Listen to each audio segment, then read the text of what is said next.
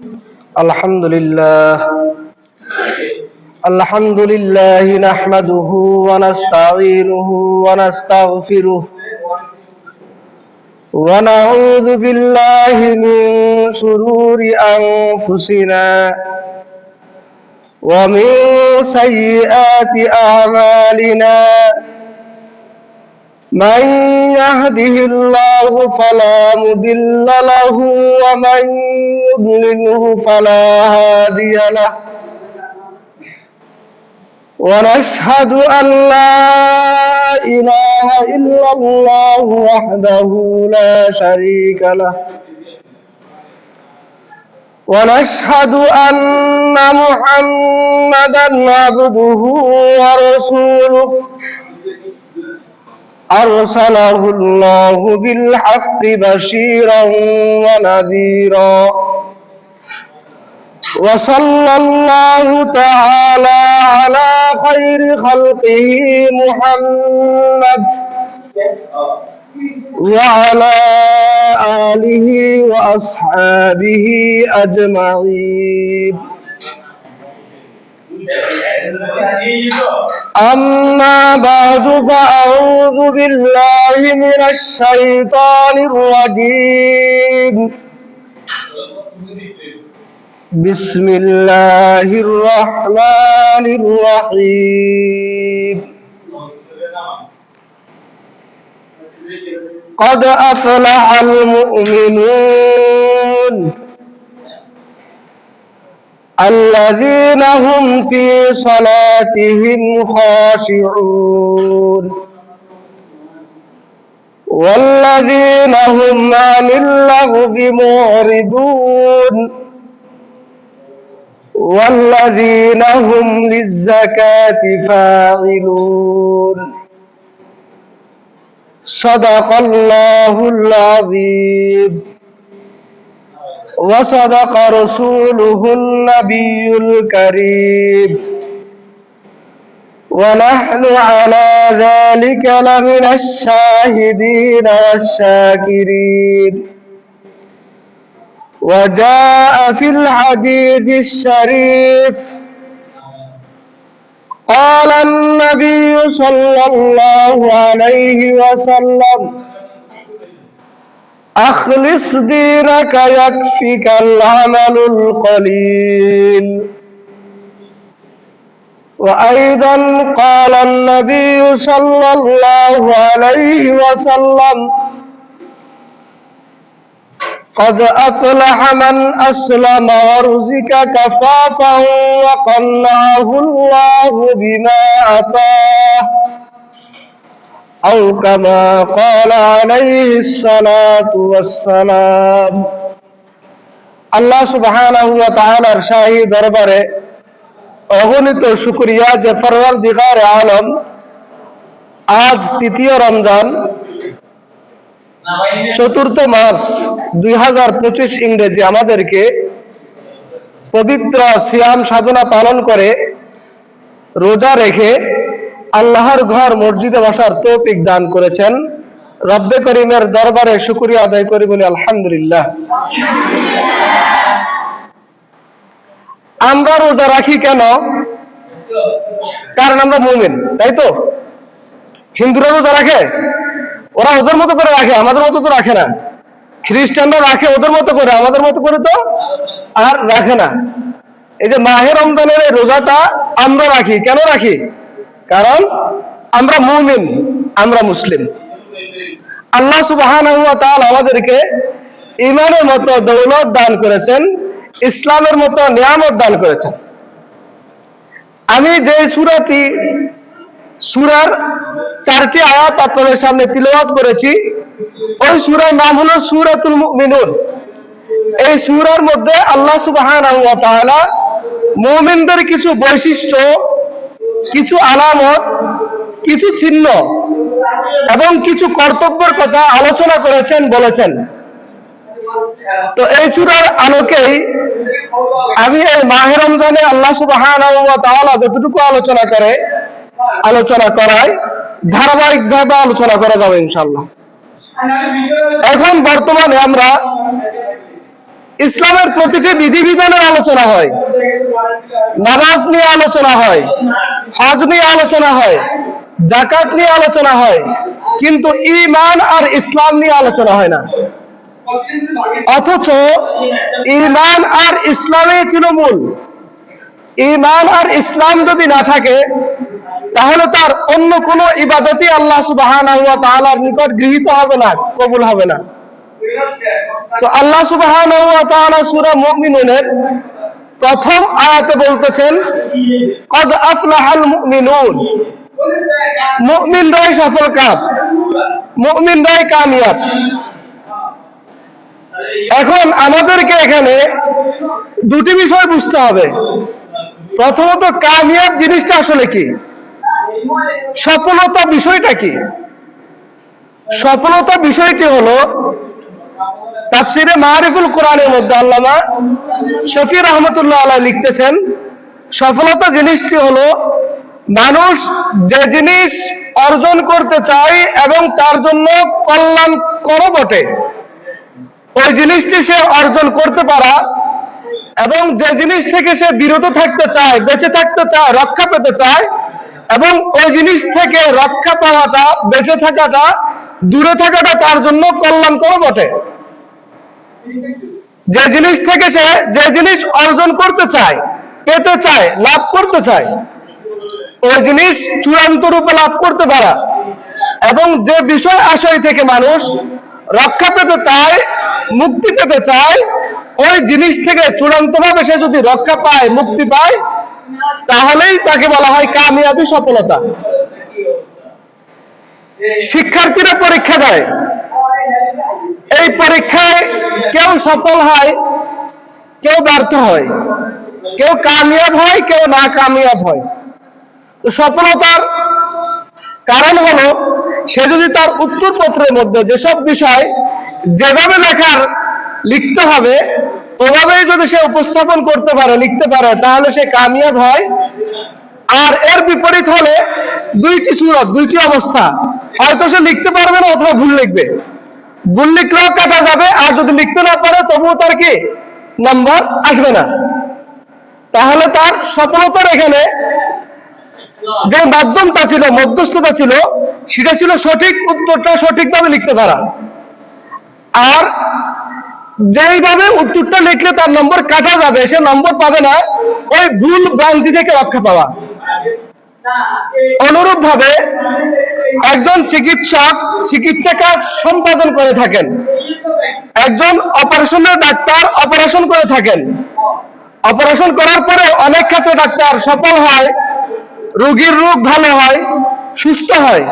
আবার অনেক ক্ষেত্রে অপারেশন সাকসেসফুল হয় না, রোগী হয়তো মারা যায়, অথবা যেই রোগ থেকে রোগীকে সারিয়ে তোলার জন্য অপারেশনটা করার প্রয়োজন ছিল, অপারেশন করিয়েছিলেন, ওই রোগ থেকে রোগীর মুক্তি পেল না, রোগী সুস্থ হলো না, তাহলে তখন অপারেশনটা সফল বলে না, এটাকে বলা হয় ব্যর্থতা, আনসাকসেসফুল বলা হয়। তো আল্লাহ সুবহানাহু ওয়া তাআলা বলতেছেন, ক্বাদ আফলাহাল মুমিনুন, মুমিনরা সফল কাম। তো সফলতা, আমরা পৃথিবীতে সফলতা বুঝি আমরা সুখে স্বাচ্ছন্দ্যে আরাম আয়েশে শান্তিতে সুস্বাস্থ্য নিয়ে বসবাস করতে পারার নাম, থাকার নাম, থাকতে পারার নাম আমরা সফলতা বলি। আর এর বিপরীত যেটা হয় ওইগুলোকে আমরা ব্যর্থতা বলি। চূড়ান্ত যে সফলতা আছে ওই সফলতা পৃথিবীতে অর্জন করা সম্ভব নয়। কারণ একজন মানুষ চায় চিরসুখী হতে, কিন্তু পৃথিবীতে একজন মানুষ চিরসুখী হতে পারবে না। পৃথিবীতে একজন মানুষের অসুখ হবে, সে অসুস্থ হবে, তার সন্তান মারা যাবে, সন্তান অসুস্থ হবে, সে ব্যবসা করবে, ব্যবসার মধ্যে কখনো লাভ হবে, কখনো লোকসান হবে, এভাবে বিভিন্ন পেরেশানি তাকে ঘিরে ধরবেই, আজ না হোক কাল। আবার পৃথিবীতে মানুষ অনেক কষ্ট, দুঃখ, ব্যথা, বেদনা থেকে বেঁচে থাকতে চায়, কিন্তু পৃথিবীর বুকে সব দুঃখ, বিপদ, আপদ থেকে বেঁচে থাকাও সম্ভব নয়। কারণ পৃথিবী চির সফলতার জায়গা নয়, পৃথিবী হলো একটি পরীক্ষা কেন্দ্র মাত্র, পরীক্ষার স্থল। আল্লাহ সুবহানাহু ওয়া তাআলা আমাদেরকে পৃথিবীতে পাঠিয়েছেন পরীক্ষা করার জন্য। আল্লাহ আমাদেরকে পরীক্ষা করবেন, এটা চির সফলতার জায়গাও না, এটা চির ব্যর্থতার জায়গাও না। সফলতা এবং ব্যর্থতার চূড়ান্ত ফলাফল তো কাল কিয়ামতের ময়দানে নির্ণয় হবে। আল্লাহ সুবহানাহু ওয়া তাআলা যদি বান্দাকে ডান হাতে আমল দেয়, বান্দার ঠিকানা যদি জান্নাতে করে দেয়, তাহলে সেদিন বুঝতে হবে সেই সম্পূর্ণরূপে চূড়ান্ত সফল হয়েছে। আর যদি বান্দার ঠিকানা যদি জাহান্নামে হয়, জান্নাতে যদি তার বান্দার ঠিকানা না হয়, তাহলে বুঝতে হবে সে ব্যর্থ হয়েছে, সে নাকাম হয়েছে। কাদ আফলাহাল মুমিনুন, মুমিনরা সফল কাম। এই কথা শুনলে আমাদের বড় আনন্দ লাগে, কারণ আমরা মুমিন। আমরা মুমিন, এজন্য যখন আমরা শুনি যে মুমিনরা সফল কাম আল্লাহ বলতেছেন, তাহলে আমাদের হৃদয়ে বড় আনন্দ জাগে। হ্যাঁ, আলহামদুলিল্লাহ, আনন্দ জাগারই কথা। আল্লাহ ঈমানের মতো দৌলত দান করেছেন। এখন যদি প্রশ্ন করা হয়, তুমি যে মুমিন, তুমি কি করে জানলা? আমি বলি আমি মুমিন, আপনি বলতেছেন আপনি মুমিন, আরেকজন বলে আরেকজন মুমিন। এখন তাকে যদি প্রশ্ন করা হয়, ঠিক আছে তুমি মুমিন, তুমি যে মুমিন কি করে জানলা? তখন সে বলবে আমি ঈমান এনেছি, এজন্য কি আমি মুমিন। যদি বলা হয় ঈমান আল্লাহ কাকে বলে, তুমি ঈমান এনেছো এজন্য মুমিন, মুমিন হয়েছো বলেই তুমি সফল কাম। এখন তোমাকে যদি প্রশ্ন করা হয় ঈমান কাকে বলে, তাহলে যারা ঈমান সম্পর্কে জানে, ঈমানে মুফাসসল জানে, সেই ঈমানে মুফাসসল বলে শুনিয়ে দিবে, অথবা কোন একটা কালিমা বলে শুনিয়ে দিবে। একবার হযরত জিবরিল আমিন মহানবী সাল্লাল্লাহু আলাইহি সাল্লামের কাছে এসেছিলেন। তো মহানবী সাল্লাল্লাহু আলাইহি সাল্লামকে কয়েকটি প্রশ্ন করলেন। তার মধ্যে একটি প্রশ্ন ছিল মাল ঈমান, ঈমান জিনিসটা কি, অর্থাৎ ঈমান কি জিনিস, ঈমান কাকে বলে।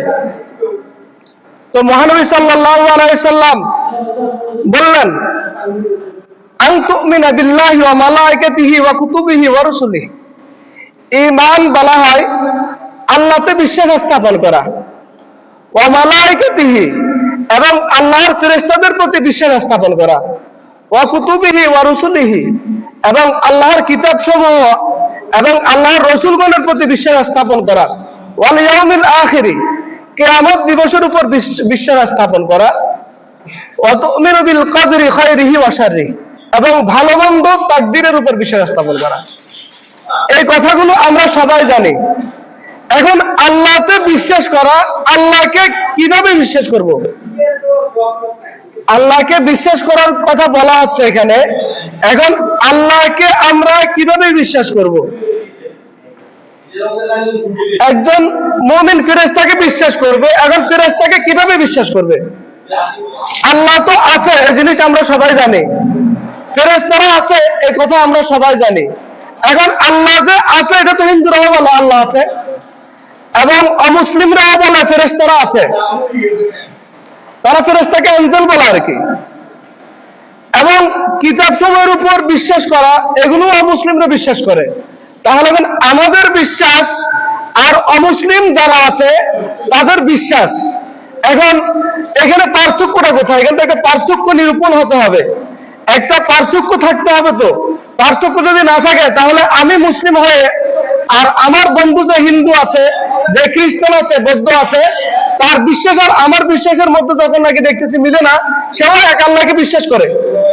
আমরা যদি কোনো হিন্দুকে জিজ্ঞাসা করি তোমার স্রষ্টাকে, সে বলবে আল্লাহ, আল্লাহ শব্দটাই বলবে সে। সে যদি বলে তুমি ফেরেশতাকে মানো, সে বলবে হ্যাঁ ফেরেশতাকে তো আমরা বিশ্বাস করি আছে। এরপর যদি বলে কিতাব সমূহ ইত্যাদি, এগুলো সবগুলো তারা বলবে। এখন আমাদের বিশ্বাস আর তাদের বিশ্বাসের মধ্যে পার্থক্যটা কোথায় রয়েছে?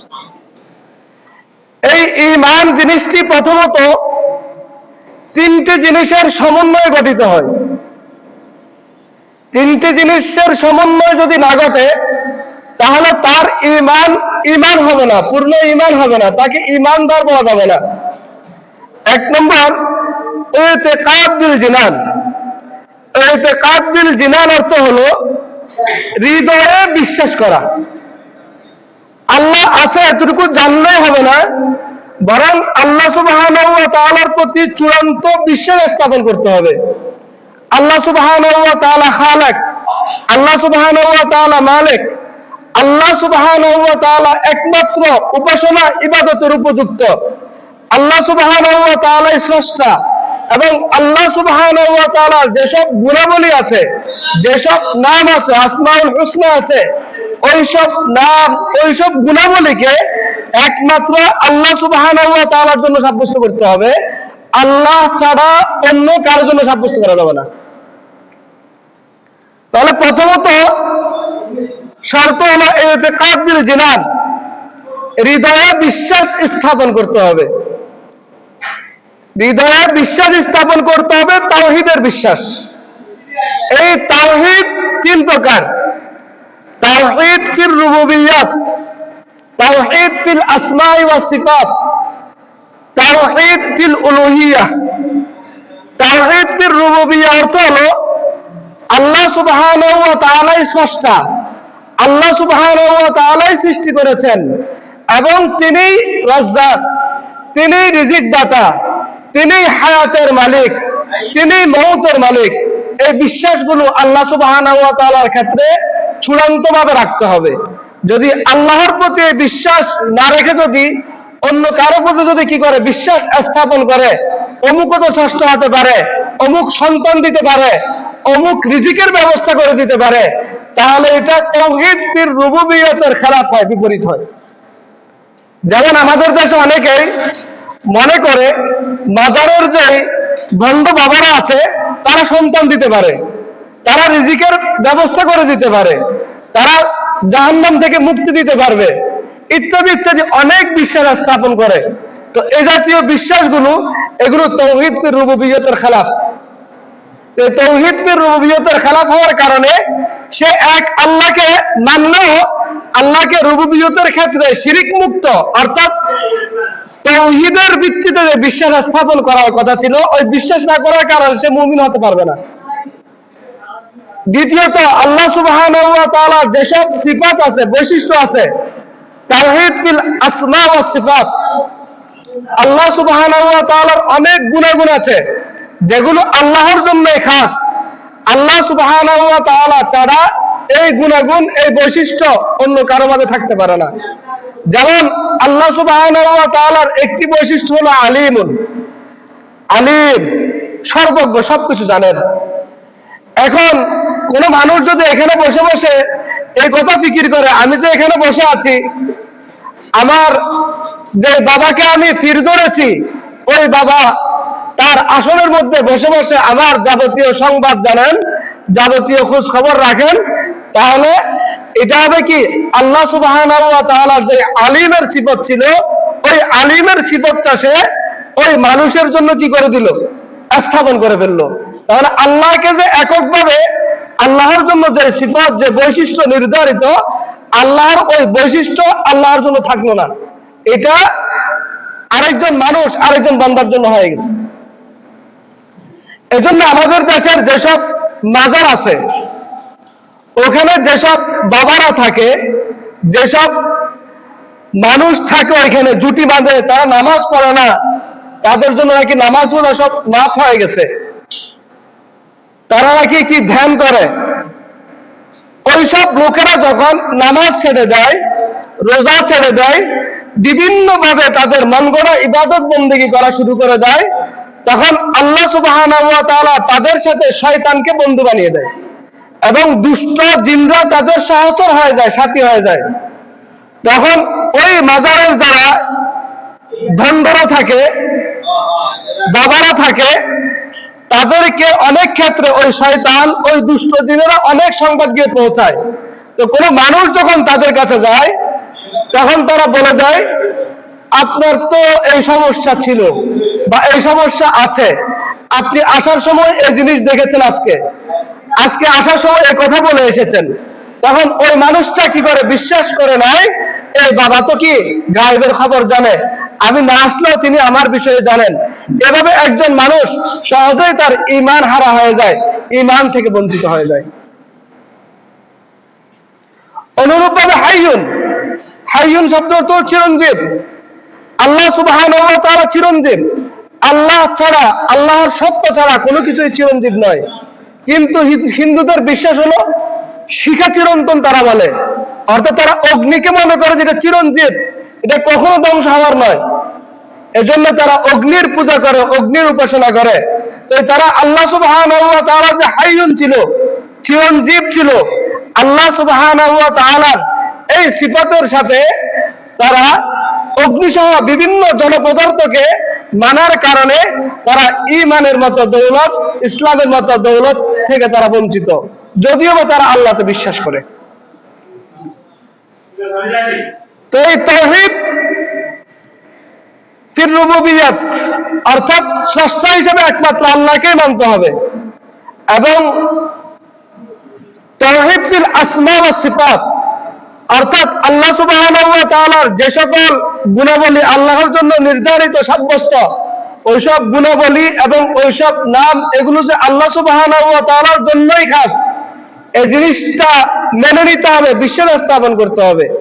আল্লাহ ছাড়া যদি অন্য কারো জন্য যদি এসব গুণাবলী বৈশিষ্ট্য রেখে স্থাপন করে, তাহলে সে ঈমান হারা হয়ে যাবে, ইসলাম থেকে বঞ্চিত হবে। আরেকটা হলো তাওহীদ ফিল উলুহিয়্যাহ। উলুহিয়্যাহ শব্দের অর্থ হলো ইবাদত বন্দেগী করা। ইবাদতের উপযুক্ত একমাত্র উপাস্য হলো আল্লাহ সুবহানাহু ওয়া তাআলা। আল্লাহ সুবহানাহু ওয়া তাআলা ছাড়া আর যত কিছু আছে কোনো কিছুই ইবাদতের উপযুক্ত নয়। ইবাদতের উপযুক্ত একমাত্র সত্তা হলেন আল্লাহ সুবহানাহু ওয়া তাআলা। এখন কেউ যদি আল্লাহ সুবহানাহু ওয়া তাআলাকে বাদ দিয়ে অন্য কারো ইবাদত বন্দেগী করে, উপাসনা করে, আল্লাহ সুবহানাহু ওয়া তাআলা যেই বিধান দিয়েছেন আল্লাহর বিধানের খেলাফ বিচার করে, আল্লাহ সুবহানাহু ওয়া তাআলা যে আইন দিয়েছেন ওই আইনের বিপরীতে কোনো কিছুর সিদ্ধান্ত দেয়, এবং আল্লাহ সুবহানাহু ওয়া তাআলা যেসব কাজ আল্লাহর জন্যই করতে বলেছেন ওইসব কাজকে যদি বান্দা অন্য কারোর জন্য করে, তাহলে এটা আল্লাহর তাওহীদ বিল উলুহিয়্যাহ, অর্থাৎ আল্লাহকে যে উপাস্য হিসেবে এক মানবে, ওই জিনিসটা আর তার মাঝে থাকে না। এটা তাওহীদ বিল উলুহিয়্যাতের বিপরীত হয়ে যায়। তো এজন্য যারা তাওহীদে বিশ্বাসী তাদেরকে বলা হয় একত্ববাদী, মুওয়াহিদ। যারা স্রষ্টায় বিশ্বাসী তাদেরকে বলা হয় আস্তিক। আস্তিক আর একত্ববাদী এক না। যারা স্রষ্টায় বিশ্বাসী তাদেরকে কি বলে? আস্তিক বলে। আর যারা স্রষ্টাকে বিশ্বাস করার সাথে সাথে একমাত্র স্রষ্টা একমাত্র আল্লাহকেই মানে, ইবাদতের উপযুক্ত একমাত্র আল্লাহ তাআলাকেই মানে, এবং আল্লাহর বৈশিষ্ট্য গুণাবলীকে কেবলমাত্র আল্লাহর জন্য সাব্যস্ত করে, অন্য কারোর জন্য করে না, তাদেরকে বলা হয় মুওয়াহিদ, তাদেরকে বলা হয় একত্ববাদ। তো এজন্য আস্তিক হলে মুসলিম হবে, মুমিন হবে এমন না। আস্তিক সে হিন্দু হতে পারে, আস্তিক সে খ্রিস্টান হতে পারে, আস্তিক সে ইহুদি হতে পারে, কিন্তু যে মুওয়াহিদ একত্ববাদে বিশ্বাসী সেই একমাত্র মুমিন, সেই একমাত্র মুসলিম। তাহলে আজকের আলোচনার প্রথমত যে বিষয়টি ছিল সেটা হলো আমরা তো আল্লাহকে এক মানি, এক বলে বিশ্বাস করি। আল্লাহকে এই এক বলে বিশ্বাস করাটার এই তাওহীদের তিনটি ক্ষেত্র আছে। এক নম্বর, স্রষ্টা হিসেবে একমাত্র আল্লাহকেই মানবো। দুই নম্বর, আল্লাহর যত গুণাবলী আছে, যত বৈশিষ্ট্য আছে, ওইগুলোকে কেবলমাত্র আল্লাহর জন্য সাব্যস্ত করব, আল্লাহ ছাড়া অন্য কারোর জন্য সাব্যস্ত করব না। তৃতীয়ত, ইবাদত উপাসনার উপযুক্ত একমাত্র আল্লাহ সুবহানাহু ওয়া তাআলা, এবং আল্লাহকেই কি মানতে হবে। এই তিনটা বিশ্বাস যদি, এই তিন প্রকারের তাওহীদের বিশ্বাস যদি কারো ভিতর স্থাপিত হয়, তাহলে তার ঈমানটার সূচনা ঘটে। ঈমান পরিপূর্ণ হয়ে যায় না এতটুকুতে, কেবল ঈমানটার সূচনা ঘটে, ঈমানের শুরু হয়। এরপর ঈমানটার দ্বিতীয় শর্ত হলো, ঈমান পূর্ণ হওয়ার জন্য প্রথমত ইতিকাদ বিল জিনান, অর্থাৎ হৃদয়ে বিশ্বাস স্থাপন করা। দ্বিতীয়ত হলো ইকরার বিল লিসান, মুখে এটা স্বীকার করতে হবে। কোন মানুষ হৃদয়ে আল্লাহকে বিশ্বাস করে, সবকিছুই মানে, কিন্তু সে মানুষের সামনে এই কথা স্বীকার করতে চায় না, অপর মুসলমানের সামনে এই কথা বলে সে সাক্ষ্য দেয় না, তাহলে তার ঈমান, তার ইসলাম পূর্ণ হবে না। তৃতীয়ত শর্ত হলো আমল বিল আরকান, অর্থাৎ যে অঙ্গ প্রত্যঙ্গ আছে, এই অঙ্গ প্রত্যঙ্গ দ্বারা আল্লাহ সুবহানাহু ওয়া তাআলার ইবাদত বন্দেগী করতে হবে, উপাসনা করতে হবে। তাহলে প্রথমত ইতিকাদ বিল জিনান, হৃদয়ের বিশ্বাস। দ্বিতীয়ত ইকরার বিল লিসান, মৌখিক স্বীকারোক্তি। তৃতীয়ত হলো আমাল বিল আরকান, অর্থাৎ দৈহিক আমল, ইবাদত বন্দেগী। এই তিনটি বিষয়ের সমন্বয় যদি কারো ভিতর ঘটে, তাহলেই সে একমাত্র মুমিন হতে পারবে, মুসলিম হতে পারবে। এই তিনটি বিষয়ের যদি সমন্বয় যদি কারো ভিতর না হয়, কারো মধ্যে দুইটি আছে একটি নাই, বা একটি আছে দুইটি নাই, বা কোনোটাই নাই, তাহলে সে মুমিন, মুসলিম হতে পারবে না। আমরা মুসলিম হয়েছি, কালিমা পড়েছি। মহানবী সাল্লাল্লাহু আলাইহি সাল্লাম বলেছেন, মান ক্বালা লা ইলাহা ইল্লাল্লাহ দাখালাল জান্নাহ, যে ব্যক্তি লা ইলাহা ইল্লাল্লাহ বলবে সে জান্নাতে প্রবেশ করবে। মহানবী সাল্লাল্লাহু আলাইহি সাল্লাম বলেছেন মক্কার কাফেরদেরকে, কুলু লা ইলাহা ইল্লাল্লাহ তুফলিহুন, ইয়া আইয়ুহান নাস কুলু লা ইলাহা ইল্লাল্লাহ তুফলিহুন। ও মানুষ, মানব জাতি, তোমরা বলো লা ইলাহা ইল্লাল্লাহ, আল্লাহ ছাড়া কোনো উপাস্য নেই, তুফলিহুন, তোমরা কামিয়াব হয়ে যাবে, তোমরা সফল হয়ে যাবে। অর্থাৎ দুনিয়াতে তোমাদের উপর দুঃখ, কষ্ট, যাতনা আসলেও পরকালে তোমরা সর্বোচ্চ কামিয়াব হবে, আল্লাহ তোমাদেরকে চিরস্থায়ী জান্নাতের মতো নিয়ামত দান করবেন। এখন এই কালিমা তো আমাদের দেশের হিন্দুরাও জানে, নাসারাও জানে, মুসলমানদের সমাজে যেই বসবাস করে সেই এই কালিমা জানে। এখন তারা কি সবাই জান্নাতে যাবে? তারা তো সবাই জান্নাতে যাবে না। কেন? এই কালিমার জন্য 8টি শর্ত আছে। এই কালিমা পরিপূর্ণ হওয়ার জন্য, একজন মানুষকে জান্নাত পর্যন্ত পৌঁছার জন্য 8টি শর্ত আছে। আল্লাহ সুবহানাহু ওয়া তাআলা যদি তৌফিক দেয়, তাহলে আগামীকাল ওই শর্তগুলো নিয়ে আলোচনা করব। আজকে আমাদের আলোচনা এটুকুই। আল্লাহ সুবহানাহু ওয়া তাআলা আমাদেরকে আল্লাহ সুবহানাহু ওয়া তাআলার একত্ববাদে যথাযথভাবে বিশ্বাসী হয়ে পরিপূর্ণ মুমিন হওয়ার তৌফিক দান করুন।